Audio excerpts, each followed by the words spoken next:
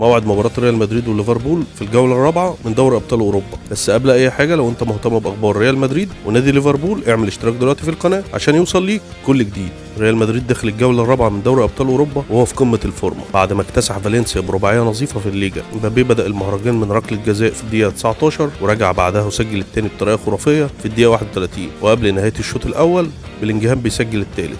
في الدقيقة 82 ختمها كاريراس بالهدف الرابع. الفوز ده عزز صدارة ريال مدريد للدوري الاسباني برصيد 30 نقطة. في الناحية الثانية ليفربول رجع بثقة بعد فوز مريح على استون فيلا 2-0 في الدوري الانجليزي. الهدف الاول كان بامضاء الملك المصري محمد صلاح في الدقيقة 46 بعد غلطة قاتلة من حارس استون فيلا مارتينيز، وبعدها تيجي الدقيقة 58 عشان يسجل جرافنبرغ الهدف الثاني. الفوز ده رفع رصيد الريدز ل 18 نقطة في المركز الثالث على بعد 7 نقاط من ارسنال متصدر الدوري الانجليزي. اما في دوري ابطال اوروبا فريال مدريد في المركز الخامس ب9 نقاط من 3 مباريات، متساوي مع باريس سان جيرمان المتصدر، ولكن يوجد فارق اهداف. اما ليفربول ففي المركز العاشر ب6 نقاط من فوزين وهزيمه واحده امام جلاتا سراي. جمهور ريال مدريد بيقول على مبابي اللي عايش فتره خرافيه مع ريال مدريد انه يكون سبب في الفوز في المباراه، خاصه المباراه صعبه لانها على ملعب انفيلد. اما جمهور ليفربول فحاطط كل اماله على محمد صلاح اللي دايما بيظهر في المواعيد الكبيره. اما عن موعد المباراه فالمباراه هتكون يوم الثلاث 4 نوفمبر على ملعب انفيلد